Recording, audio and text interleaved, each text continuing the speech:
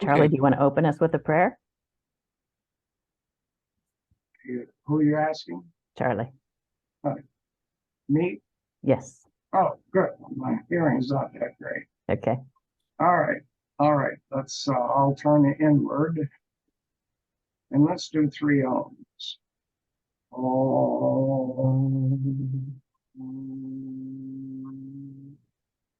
Om. Om.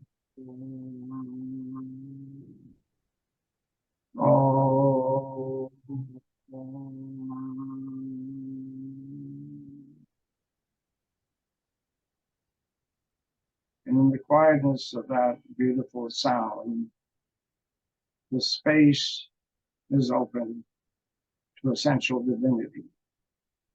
And we're gathered today to come together as a group and acknowledge the teachings around the world that lead us to the understanding that we're all one, and the synthesis of knowing that we're all necessary and essential to the creative process and to bring the love and light and power into the world.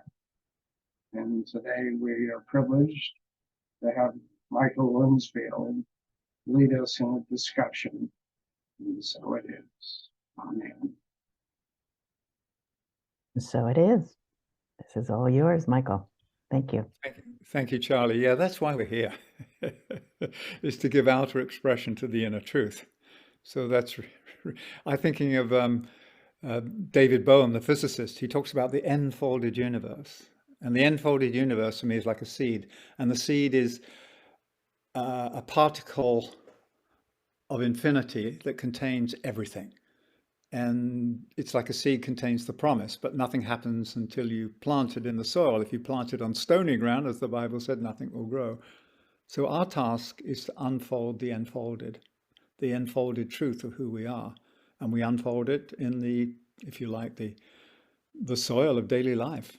That's really what it's about. So what I'd like to share now as the first part is just the work of Meditation Mount. We just touched on it in the last half hour, but so I'm going to share a few slides, then I'm going to stop, and then we'll have a dialogue. And then, if we wish, we can go into the whole notion of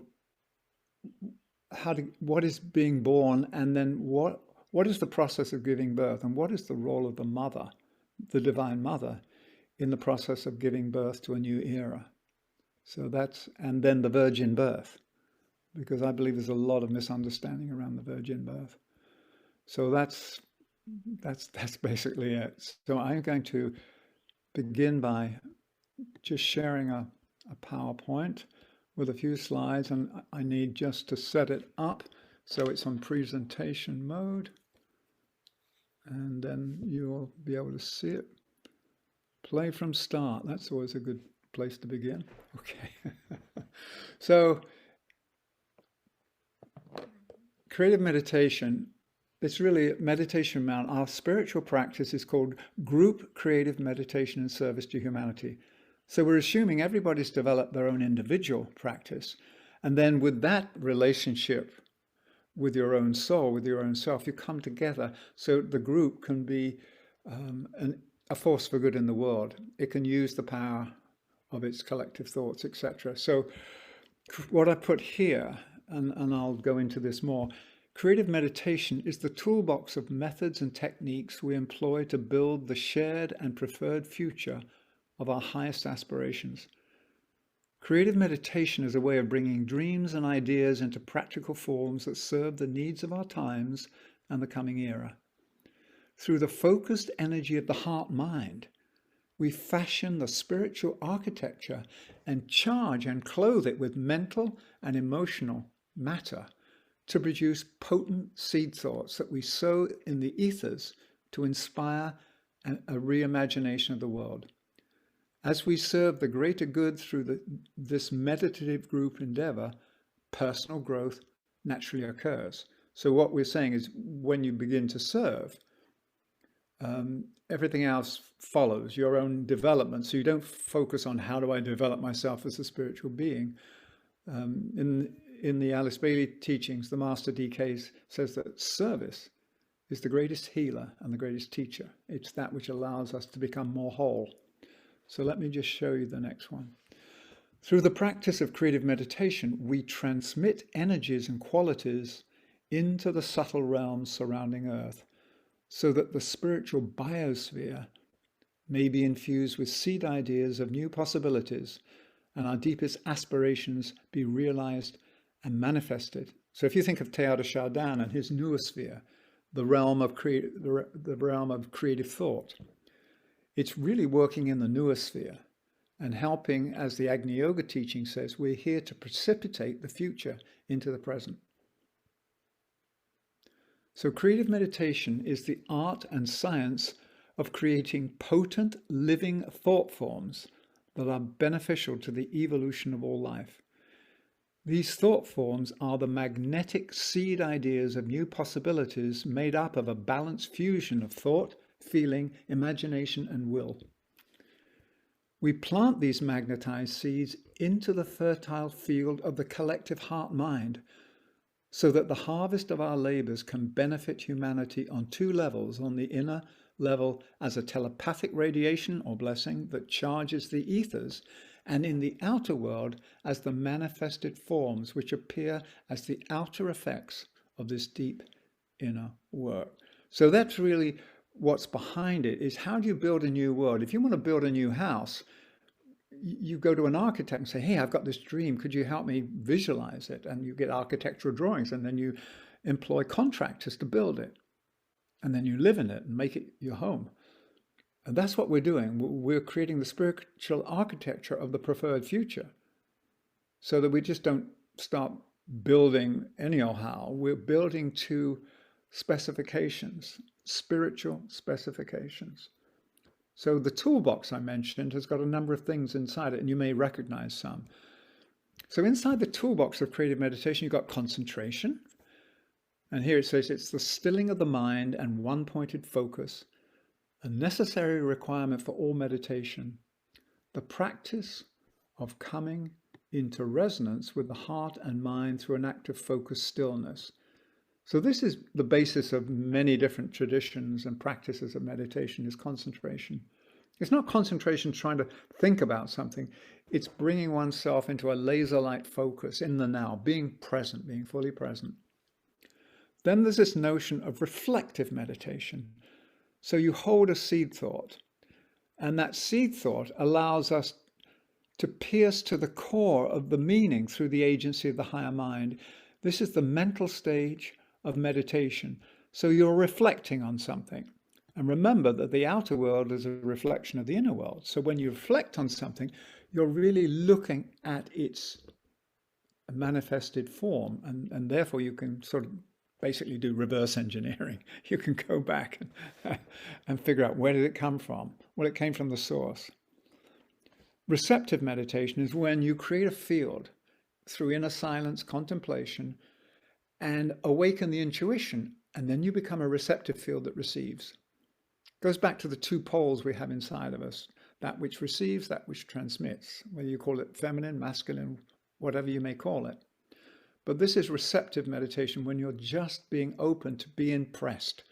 And in the Ageless Wisdom teachings, and particularly the work that Roberto Assagioli did with creative meditation and the courses, it was, how do you create a receptive field, a field of impression, so that you are impressed by the soul, by the purpose, the deep purpose. It impresses itself on you, and when you have that impression, that's called the plan. And then the task is to work out the divine plan. Prayer. So what I've written here, a practice utilizing the arrow of higher desire, loosed from the bow of the heart to fulfill a perceived need, the function of feeling. So for me, prayer is, it's this tense, the bowstring is taut in order to launch this appeal. It's not, dear God, I need this, give me that. It's not like a note to Santa for all the things you want. It's a way of calling forth, because in the Bible it says, ask and you shall receive. This is the spiritual ask prayer. And then the other tools in the toolbox, let me just get that here. Imagination. The process of taking an idea or an ideal from the inner realms and propelling it into action. Perhaps the most effective force in inner action we do through visualization. And this is sort of the work of Mercury. This is the quicksilver. This is what connects heaven and earth. Imagination is the bridge between the invisible and the visible. It allows us to get the picture and then to outpicture it, to depict it. So visualization is powerful, as you know, the science of mind and all these other things. Is how do you create an image that is charged magnetically? So when it becomes a seed, so when you plant it in the soil, the psychological soil of the human condition, it starts to grow. So that's really what we're doing with creative meditation. Affirmation, Charlie, you mentioned this earlier about affirmation. The use of the will to reinforce either an already existing or a new desired reality. So we can say, I am a loving being. That doesn't mean that my current life really exhibits that, but I'm affirming the essential nature of who I am. Then I got to live into it and live up to it. So invocation, evocation, this is a really important one. The synthesized action of our whole being to call down something higher, which is invocation, and the response from above to this demand is evocation. Ask and ye shall receive. It's the same thing. When I invoke something, I invoke a quality, I evoke, call forth that quality inside of me to the degree that it's present. And it's this calling forth of that which is inside and that which is beyond, which for me is the process of evolution. And I think a lot of traditions understand that, you mentioned it earlier, Charlie, before we began, essential divinity. So what we're talking about now is this deep communion between what I would say is God immanent and God transcendent. And this holy marriage is taking place inside of us if we allow it. And then the last one is called the creation of a complete thought form. So you've done all the work and then you've got the finished product, you've got the seed. And it's built by a balanced fusion of thought, feeling, imagination, and will. So that's one way of looking at it. And then we have the rest of the toolbox. Then you utilize the thought forms for the benefit of humanity on two levels. And we said this before. On the inner level, as telepathic radiation. We send it out, we transmit it, we broadcast. Just like the farmers of old would go across the fields and take a handful of seeds and in an ark, they would broadcast it, cast it abroad. And we are broadcasting the thought forms into the ethers so that it can receive inspiration. And then we get to telepathic radiation and blessing, the act of giving out what we have received as a service and blessing to the world. So this is what each of us can do anywhere at any time. We can send out energies, qualities, or seed ideas into the subtle realms surrounding the earth, so they may infuse the spiritual biosphere with new possibilities and help create the right conditions for our deepest aspirations to be realized and manifested. This shows up in the outer world as, final thing, manifestation or expression. This is the word made flesh. These are the outer effects of the inner work. So our task is not to have the word made paper and spread religious tracts. We're being asked to make the word flesh. And that means we've got to live it. We have to embody it. We have to realize it, make it real. So that really is in a nutshell what it's about. And then I'll just go over the pathways and principles, and then we'll take a break and take a breath. So as we talked about before, these two triangles form this Star of David, or the six-pointed star. The six-pointed star existed before we called it the Star of David. The golden triangle there, the three principles of essential divinity, goodwill, and unanimity. So how I like to explain it to people who come to the Mount who may not have got a background in esoteric philosophy or religion, is to say, essential divinity says that inside of each one of us, inside of you, inside of me, inside of all creation, is a spark of the Creator. A spark from that central creative fire, which is the one fire. Our God is an all-consuming fire. It really means that I, you, we are fractals of the one life. Everything is contained within everything, as the Greek says. So essential divinity is the truth that lives inside us. Now, you can't go around saying, I'm essentially divine. Well, yeah, that is an inner fact. But how do you realize it? Well, you realize it by the path or the law. The pathway is spiritual approach. So how you live into the principle of essential divinity is by treading the pathway of spiritual approach. Spiritual approach doesn't mean religious. It could be scientific. It could be artistic. It's any inquiry that deepens our relationship with our essential nature. So that's one way of looking at essential divinity. Goodwill is really love in action. Love is the lifeblood and currency of all relationship. It's also the glue that holds the universe together. I believe it's also that which propelled and impelled and sent forth the whole thing in the first place. And it's beyond our imagination. It's beyond our knowing what love really is. That's the mystery. So goodwill, how we experience it, why are people good?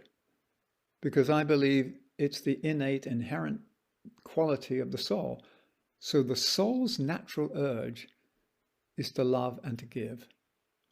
So goodwill is when we've understood what life's about, love is able to flow through us.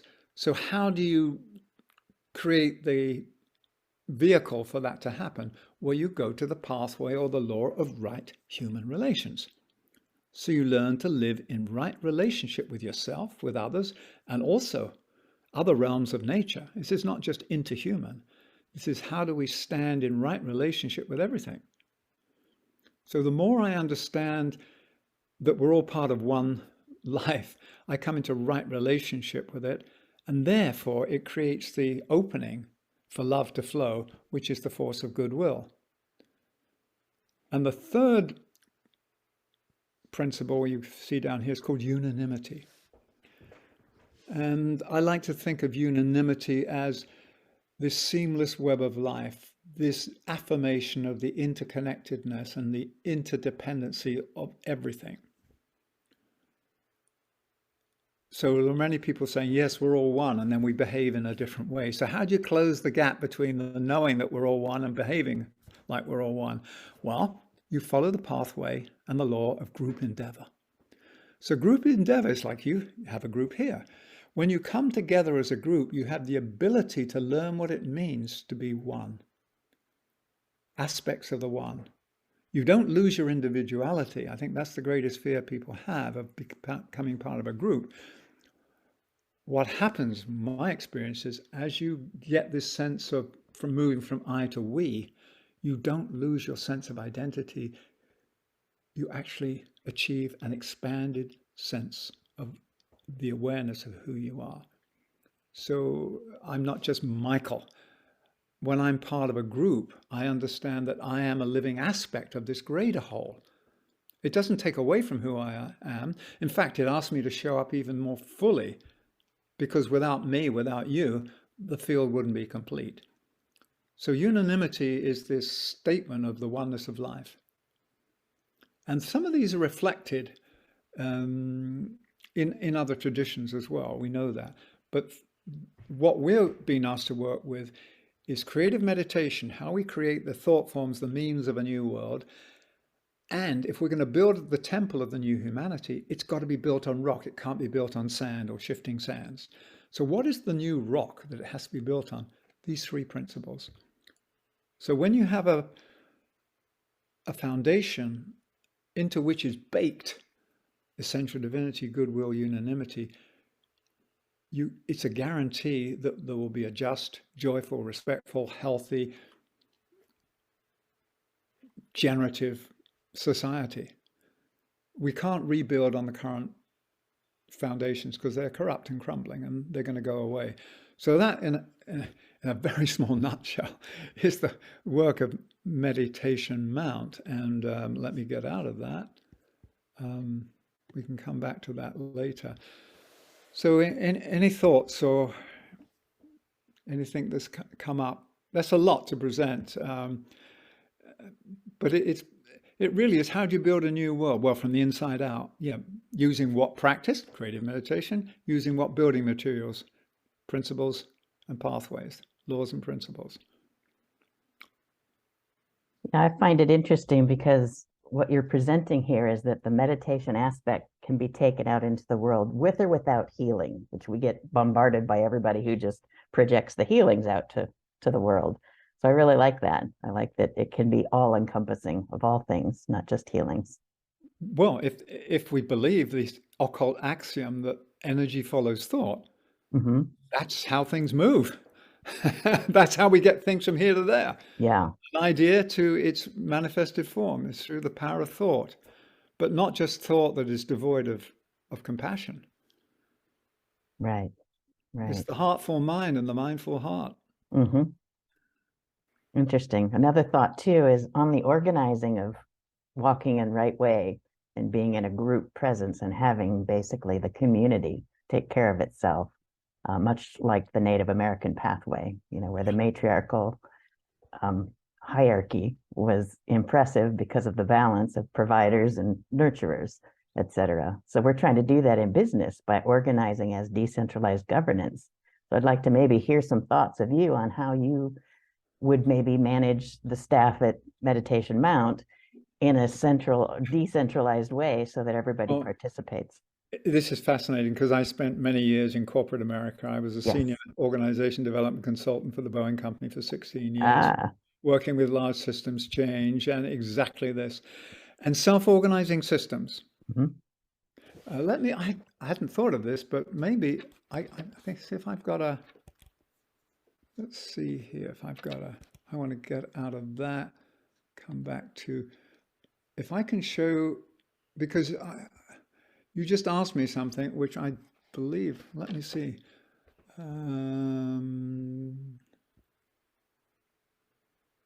Here we go. Let's see if I can share this because it's in response to your question. Yeah, good, got it. I'm successful technically today. Okay. Engaging in self-organizing systems. And this is about Gaia. Gaia is a self-organizing living system. And when everything is in right relationship and right resonance with everything else, we have a healthy, thriving planet. And this is my research over the years at Boeing and in working with groups. I lived at the Findhorn Foundation in Scotland for 14 years. So I got a lot of group experience in my background. So based on research and working with groups over the past 50 years, I've observed 3 key requirements for self-organizing systems whenever humans are involved. There is an agreed upon higher common purpose that inspires and lifts all. Without that, the field collapses. You can't create a field. There is a willingness to work together and include and utilize the rich diversity of gifts that each person and group brings. So diversity is not divisive, it is generative. And then the third one, that a certain degree of self-mastery and personal maturity, which I call emotional and mental stability, has been achieved so that the individual elements are magnetically responsive to the purposeful note of the whole system by being eco-centered, impersonal, and not ego-centered, personal. And this is where the problem comes. People say, oh yeah, let's have a leaderless group. But every group has a purpose, which is the electrical lead. That's what the true lead is. It's the electrical impulse that flows through the lead that connects us with will and action through love. And so it probably require a whole day to explore this together. But what we're talking about is, I gave a presentation to a conference last year on hierarchy because it's gotten a bad name. Hierarchy is synonymous with top-down, oppressive, etc. And that's how it's been experienced, and that's how it's been misused. So instead of saying hierarchy, I shifted it to holarchy, lives within lives within lives. So each sphere of life is embraced by a greater sphere that is wiser and more loving and more aligned with purpose. Therefore, it can hold us and help us in our evolution. And we, in turn, hold those lives inside our sphere that are also evolving. So it's this great chain of evolution that we're part of. It's not the imposition of a personal will on a system. That's where we've gone wrong. So hierarchy is really what I call the reality of the nested universe. Lives within lives within lives. I love that. Holacracy. So it's holacracy, or it's whatever you call it, the holoverse. There's a hollow movement now, but it's redeeming hierarchy. Simply means there are beings who are more loving and wiser than us that are holding us at the moment as we go through our lessons. If there weren't, it would be a hopeless situation. Makes sense. Who do you think the masters are? Who do you think Mary is? Who do you think Buddha is? These are people who have graduated from the classroom of earth, and they've hold a degree in wisdom. They literally have a degree. They've attained a certain degree, which simply means they embody it. Yeah. And therefore they can be our mentors. Who better to mentor us than those beings that have gone through the same classroom, know every single problem on the path, have mastered it. And because they've mastered it, they're given the name masters. It's not this disconnected male group that's sitting passing judgment. So we've got all these thought forms and projections. So I'm saying this as preface to answering your question because, excuse me, we did this at Boeing, where you take a centralized, which is everything's controlled from the center, and people are not allowed to think for themselves, etc., to decentralized. When you have a decentralized system, there has to be a common point of cohesion. Yeah. Unless all of you agree that we're all doing this for this reason, which is a higher reason than any one part, you can't have a self-organizing system. As I just showed, that was what I discovered in my research. And so when you decentralize, you have to realize that the leader is the person charged with responsibility. And I use that word charged because charge is getting in touch with the electrical fire. And it's the electric fire that carries the fire of purpose. So the leader is charged. But when they say, I'm in charge, that's the person saying, no, I am charged with a responsibility. Yeah. If you're charged with the responsibility, you have to discharge that responsibility. And so what we are asking people to do is to wake up to the fact of who they are, make their own connection. So leadership, which is a function, not a position, leadership is really allowing the purpose of life to flow through the whole system. Yeah, we still think of it in organizational charts. And it's like, well, it means there's no leader.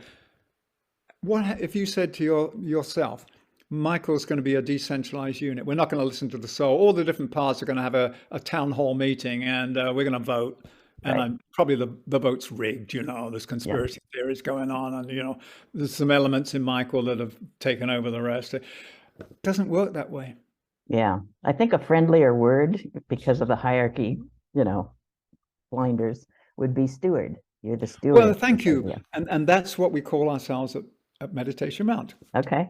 Stewards of the Mount. Beautiful. So it's the stewardship team. And then we have the thing of focalization. Focalizers. I teach, along with a colleague, a 3-year course on focalization, which is different than facilitation.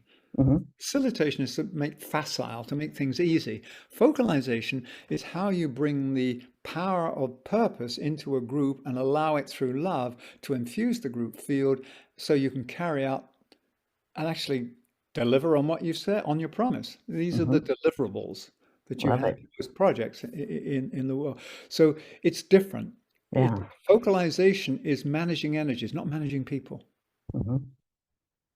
So this is a vast subject, so I really can't do justice to it. I'd love to answer your question fully, but it will take us a few days to do it. Okay, this So, is a good start. I yeah, appreciate and that. also if we want to also touch into the divine feminine and virgin birth, but I'm not rushing this. Let's take a breath and say, Yeah, what else came out of this presentation of the work of our, yeah. You it's guys the will have work to of every, unmute it's the yourself. work of everybody. It's the work of Right. everybody. Yeah. Yeah, I get that. Yeah, whoever wants to speak, you have to unmute yourself. And in Charlie's house, only one person at a time, since you're echoing.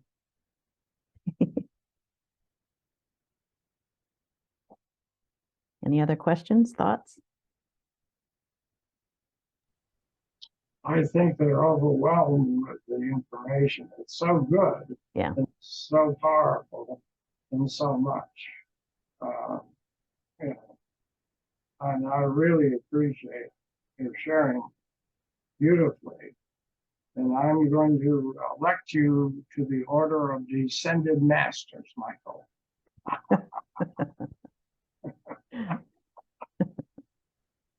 So let's talk about the virgin birth. Yeah. I hadn't prepared a slide for it, but I just found on my desktop something I created. I'm giving a talk tonight, an online talk. I do it each month called View from the Mount. And I'm doing it on the compelling call of the soul with the subtitle, Wake Up, Shape Up, and Show Up. So one of the, let me see. Okay, let me pull this up. I'd like to start with this because it's an introduction to the whole thing of virgin birth. Let me share the screen. See what we've got. Yeah, good. I'm being successful so far. Okay.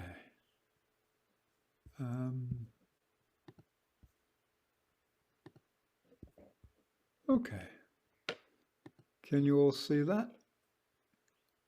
Does that show up on your screen? It's blown up a little bit. If you can zoom out. There we go. Perfect. Okay. So people ask me, is there any guarantee? How do I know I'm going to be okay? I say there is no insurance policy on earth that will insure you against anything that has to do with associating security with physical, emotional, or mental aspects of life. The only security that I know of, the only insurance policy is purity of intent and purity of heart. And we'll go into this in a minute as it applies to the virgin birth. But purity of intent and purity of heart, whatever happens in our life as a result of us taking action from this place is okay. It's covered. We're covered. Purity of intent is the alignment with purpose. Purity of heart is the opening of the space to receive that purpose. This is the divine masculine and the divine feminine. So purity of intent calls forth the fiery seed of purpose that carries the eternal promise of life enfolded within its center. And then we get purity of heart opens the virgin space of unconditional love that forms the womb of creation and allows for the unfolding of the yet to be revealed promise. So that in a nutshell is what I'm going to unpack as far as the virgin birth. And I would invite us all to look at everything we do. If we can do it with the purest of intent and the purest of heart, there is no way we can fail. We can grow and maybe do it even more gracefully and skillfully and powerfully next time, but there is no failure. So let me get out of that and let's explore.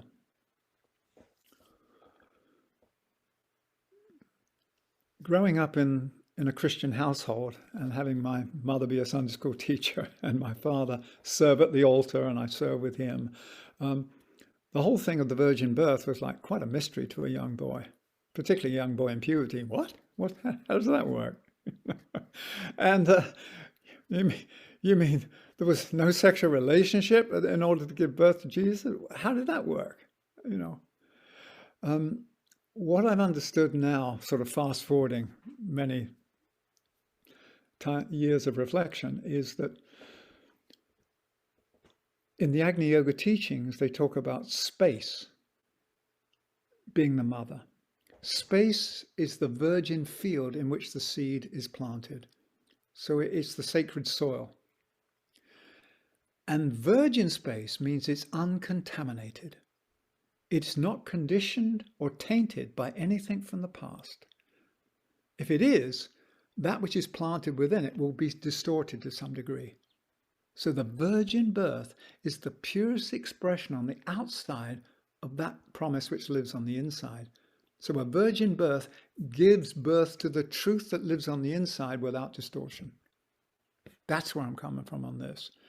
So Mary and Joseph, I'm sure they had a normal procreative relationship. That's how things show up on earth. But the purity of intent and the purity of heart and the soul that was coming through them ensured that there was this, the essential purity of life was seeking to be born on earth. It is a deep mystery, and you can look at it. For instance, everything is made up of the Holy Communion of the divine masculine and the divine feminine. The child of consciousness that is born out of the consummation of the communion of heaven and earth, Father, Mother, is called Christ consciousness or an enlightened consciousness. So it goes back to what we're saying, 1 and 1 makes 3. It's the creative tension between the masculine and feminine poles that give birth to illumination. That illumination is the light of love. And Christ is the light of the world.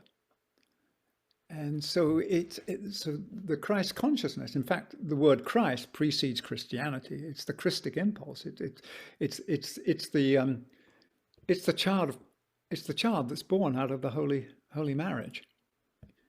Now, the invitation is, can we have that consummation inside of us? Can we have the divine feminine and the divine masculine come together in a sacred space? And can we give birth to Christ consciousness? Christ in me, Christ in you. That's really what it's about. Or whether we call it something else. You know, in the Hindu philosophy, it's called something else, but it means the revelation of the inner light. And we've just gone through Easter, which is the festival of resurrection. The resurrection is the rising up again of life from the imprisonment of form or from the cyclical nature of death and rebirth. So on the third day, it says, Christ rose again. Well, life re-emerged. You can't kill life. It just goes through these cycles of what I call appearance, disappearance, and reappearance. And many people are waiting for the reappearance of the Christ. And rather than just scanning the skies, why don't you look within and create the conditions for it to be born inside the cave of the human heart? In the Alice Bailey tradition, it says Christ is born in the cave of the human heart. It's when you open the human heart, and when that fecund field, when that virgin space is really ready to receive, then there will be a birth of the light inside of you, inside of us as a humanity. So it's a long way to get to that marriage, because at the moment we don't even recognize we're one. We're warring with each other. There's ideological warfare, there's political warfare. We are living in extreme times. Extremes is when you just only acknowledge one pole. And you're either left or you're right, you're this, you're that. You don't understand that when the two come together, there is a point of synthesis.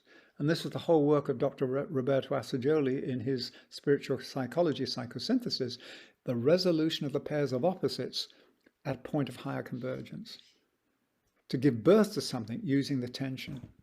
Now, we could spend a day looking at the difference between light and dark and good and evil, and things like that. But what we're talking about is life is somehow calling to us to give birth to the light of who we are, the truth of who we are, so that the planet itself can become sacred. We're the missing link. We talk about the missing link as about where do we come from. No, the missing link is humanity in the living system of Earth. of Gaia. And I'd like to complete with, I hadn't thought of sharing this, but I happen to have this. What I've been working on is inviting people to move from seeing themselves simply as human beings. And let me see if I can get, okay, here we go. So this is a sort of spontaneous show here. Share screen. There we go.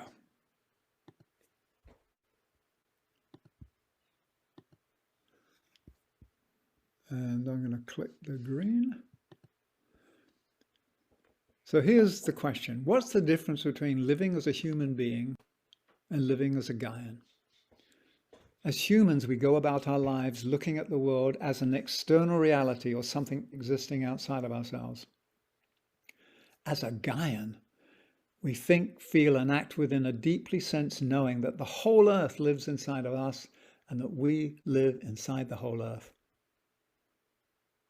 A Gaian is a conscious fractal of the multidimensional ecosystem that constitutes the living planet. A Gaian is a microcosm of Gaia, a sacred space of synthesis where life meets life and knows itself to be at one with all. And here's the punchline. A human being lives on the earth while a Gaian lives as the earth. So a human being lives on the earth, a Gaian lives as the earth. We have to make that shift. I think if there's anything that's going to change in our world now, there has to be a shift of focus.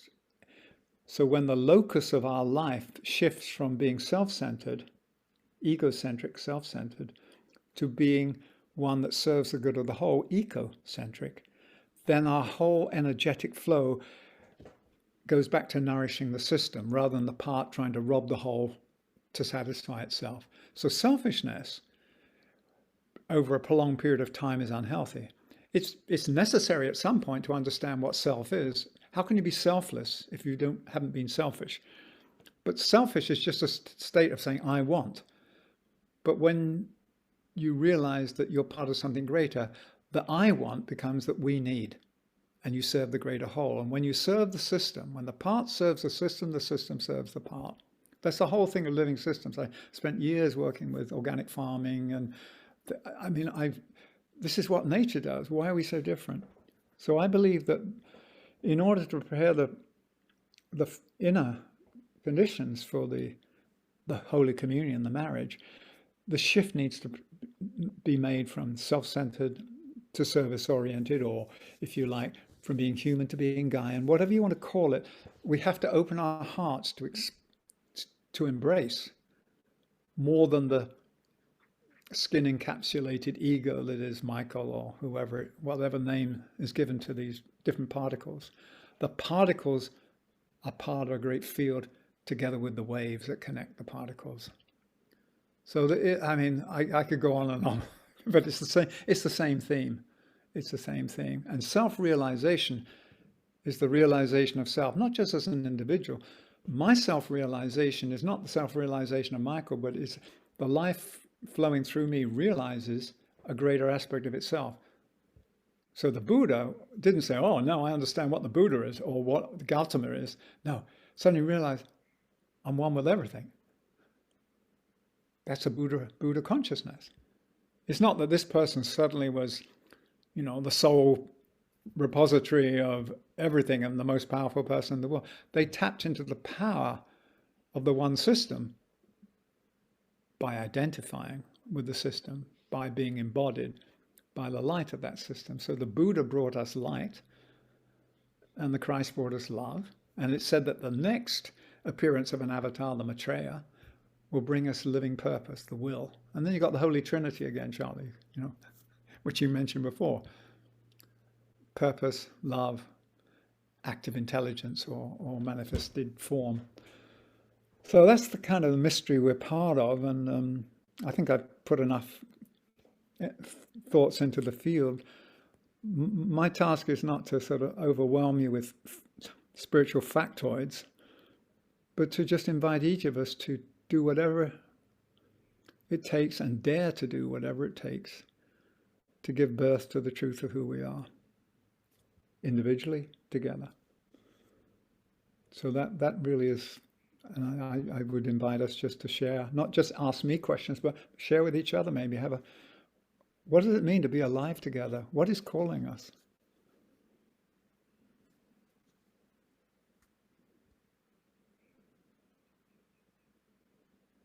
All right, so let's hear from somebody. Would anybody like to share? Michael, you've done an outstanding job, and I really appreciate what you communicated with us. I'm so glad we recorded it. I don't think I'm ever going to be an ascended master because I don't know any ascended masters that have been married for 65 years.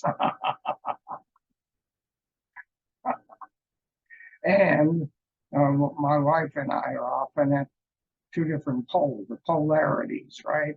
so often we have to find that synthesis of love that has bound us together in this incarnation.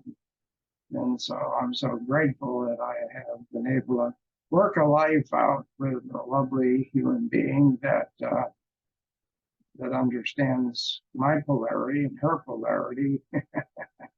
The tension we sometimes create between us is eradicated when we find that unconditional love. Beautifully said, Charlie.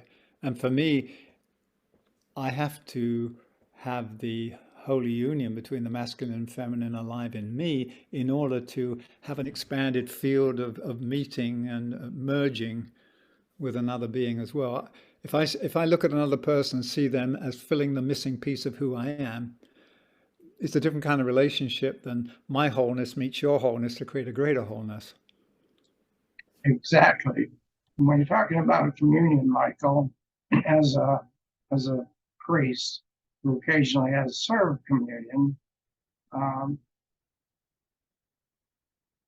that sacrament's only alive to the extent that I find that holy communion within myself. And then I become a blessing, whatever I'm distributing. I'm distributing the light-hearted of consciousness.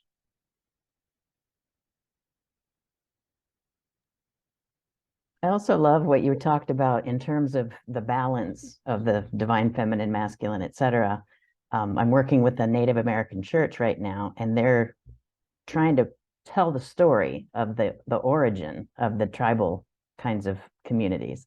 And they're basically saying the patriarchy kind of took over and became the warriors and became the historic personality of record, but the matriarchal communities and living in the longhouses were the way of the lifestyle. So we're trying to bring that communication and that storytelling back so that we can have both sides. Well, Nikki, the men weren't allowed to go to war unless it was blessed by the women. Ah. That was it. Okay. In the Agni Yoga teachings, the creator that created the manifested worlds, that the mechanism for creating is called the cosmic magnet. And the cosmic magnet has two poles, masculine and feminine. Mm-hmm. Inside of us, we have two poles, masculine and feminine. Now, there's a lot of confusion around gender identity at the moment, which is the outer exploration of who am I? So there are people who feel very comfortable in their own skin as men or women, people who don't, some people who are trans, people are trying to find where they stand. But inside, we share the same architecture, divine feminine, divine masculine, mm-hmm. and the urge to meet and merge and produce something greater. The one and one makes three. So we're in a time where people are deeply troubled and looking for their identity, and they're doing it by trying to adjust the outer forms.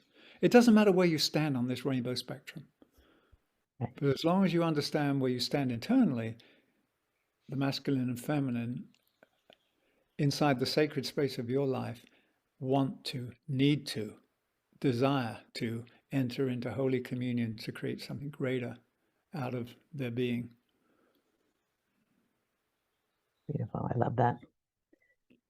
So everybody don't wait to ask your questions because Michael has to leave us. Yeah, as I say, we got an event at 10 o'clock that I'm supposed to be introducing. That's about 5 minutes away. So Yeah.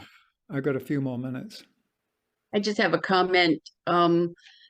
Most of my young life, I had to live up to the fact that I was my father's oldest son, not his oldest daughter.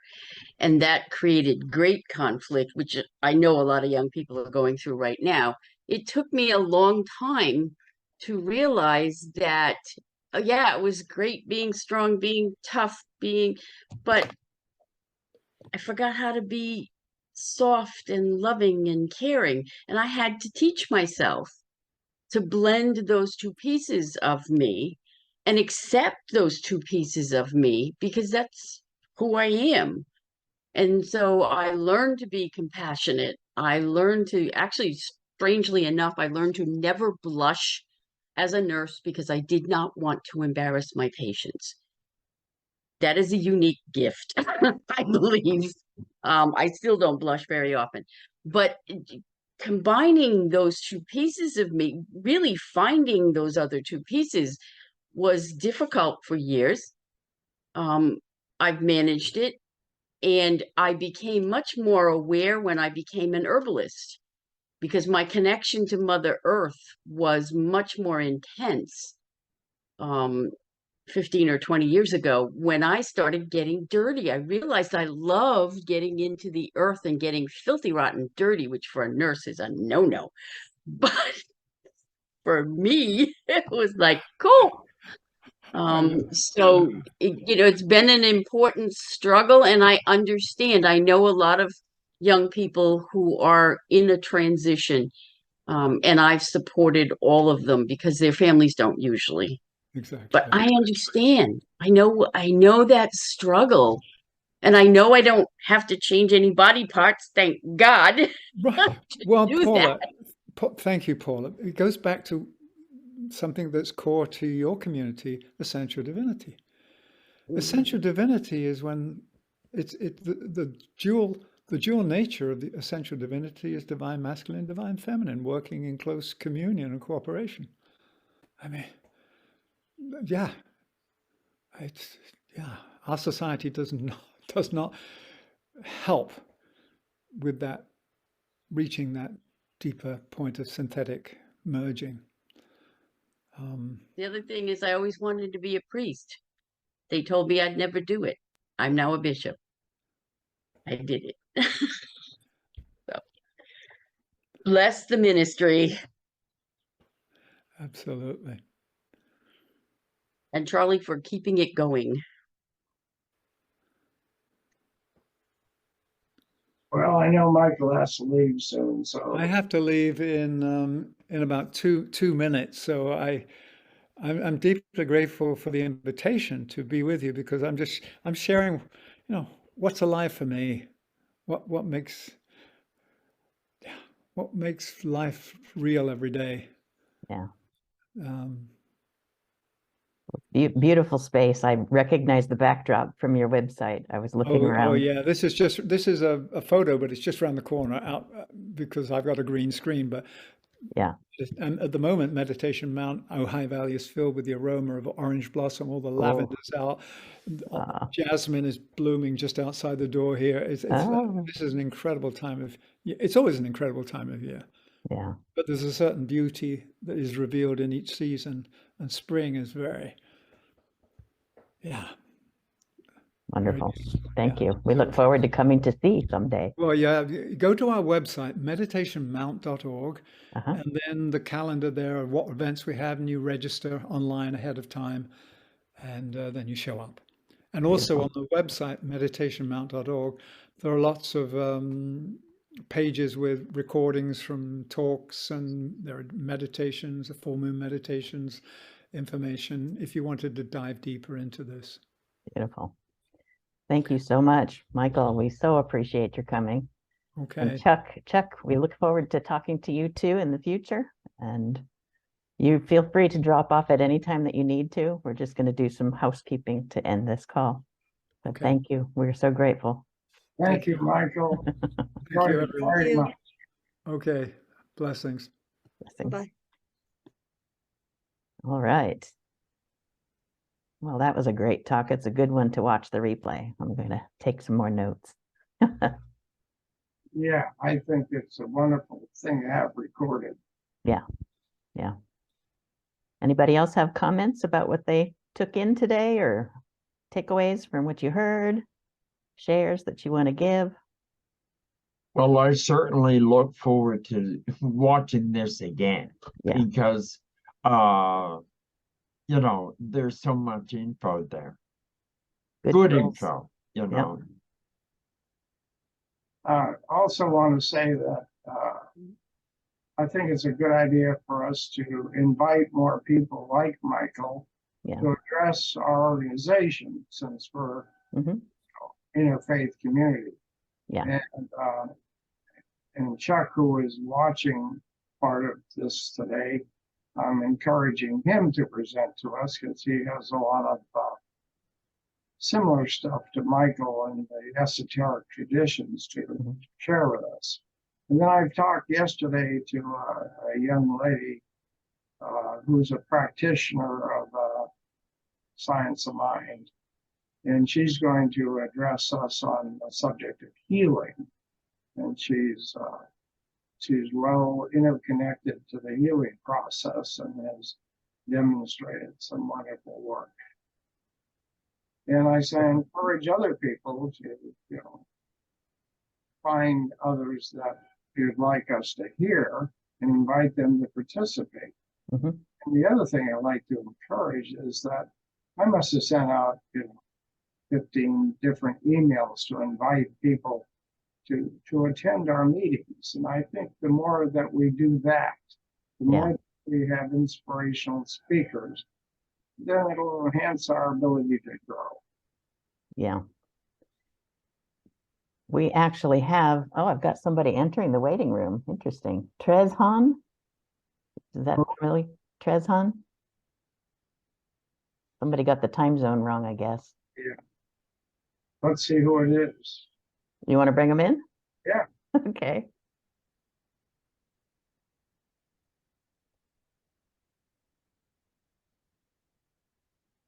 Joining.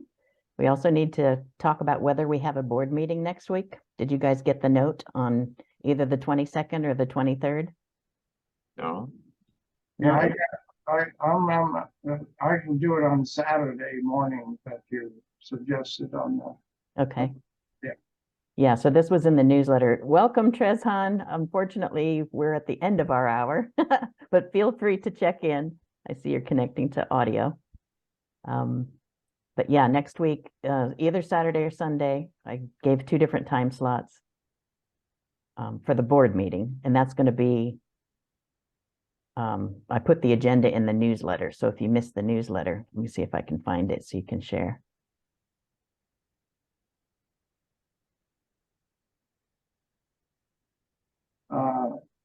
Tezhan, can you hear us? Tezhan turned into Yola. Come on. Can you hear me? Yes. I hear you now. Hi. Yeah. Hi, Charlie. You probably don't remember me. I'm Yvonne from Georgia. No, I can't see you. You're a ghost. Yeah, I probably am a ghost. Sorry about that. Anyway, you missed a great session, but it was recorded. All right. I'll We look will have a forward to replay. looking at it. Are you on the mail list so we can send you the link? No, I got it from the Facebook page. I used to be with the ministry Okay, beautiful. and from Georgia. All right, awesome. Welcome back. Thanks. All right. Yeah. Thanks for showing up. And I look Yeah. forward to seeing you next time. That's right. Okay, so I'm going to go put in the chat the link to the newsletter, which has the agenda, at least the working agenda for a board meeting, if we can do next week. If not, we can wait another week if we need to. We just wanted to get our Sunday would be better for me. I already have a meeting on Saturday. Okay. Can you do an hour before the service? Well, Sunday? let me, on Sunday, yes. Yeah, Okay. I could do an hour before. Okay, how about the rest of you? Paula, Charlie, Yeah, that's Yeah, fine. I can meet an hour before. an hour early? Okay. Okay, so we'll have the board meeting next week. And if you have any other agenda items, let me know before Saturday so I can add them to the agenda. Yeah, and you'll send a reminder out, right? Yeah, yeah. And everybody's welcome to join the board meetings. You don't have to be a board member. And if we vote on anything, it will be just the members that vote. Any topic for next week that you're interested in covering? There were like 4 that came up in this talk today. One I've been trying to get Rocco Erico to talk to our group, and anyway, he did the Aramaic translation of the Bible, Okay, and since he can't do it, I've got a book about it, and I'm familiar with it, so I can present. Jesus spoke in Aramaic, okay, not in Hebrew, not in Greek, and so there were the translations that were some of them are incorrect. okay, And they make a significant difference in the meaning of what comes across. So okay. like that, I'll wade through his book. George Lambsa was the guy that spent his whole life, or a lot of his life, interpreting the Aramaic manuscripts, and because the words that they used, 2,000 years ago, or the analogies and all that stuff, still were being used in the Far East. And so, anyway, I'm sure you'll find the translation as fascinating as I have. Awesome. He's actually amazing, Charlie. Being in Georgia, I studied with him for a while. It's just wonderful. I'm sorry that he can't come and speak, but I think the one that had the most meaning for me is people use our Father, and the translation really is beloved. So that changes Oh, everything when you look at so it. does, yes. Mm. Yeah. Beautiful. And the other thing, like the Our Father, when you get to where it says, lead us not into temptation, that was never the intent. Yeah. Loving God's not going to lead anybody into temptation. So it's different from that. I'll share that, what it is, next week. Yeah, Great. awesome. Looking forward to that. Hmm. All right. Any parting words? Anybody that needs to be on the prayer list? You all have access now. Well, or you might put my great granddaughter on there. She's had some challenges. She's about 9 months old, and she's been in the emergency hospital a couple of times this last week or so. Okay. With Well, sometimes infection. Charlie, you can add her if you like on your own. Where do I do that? Who has the link? Let me see if I can find it real quick. Because that was the convenience of it, is that we can all add to the list as we have needs. Yeah, we probably need to be reminded of that once in a while.